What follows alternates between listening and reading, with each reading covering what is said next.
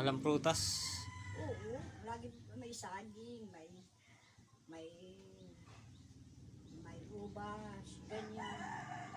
Mahal po ang prutas. Ay, hindi balik. Kung pag nakabili ka ng kalahati lang ay ayos na 100 na ubas ay di meron ka nang makakain. Gayon.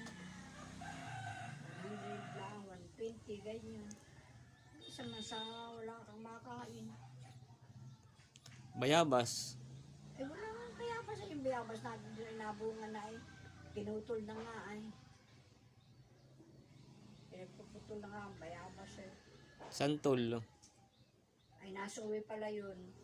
Ay nakita ko maraming suwi ay di kinuha ko ang talbos.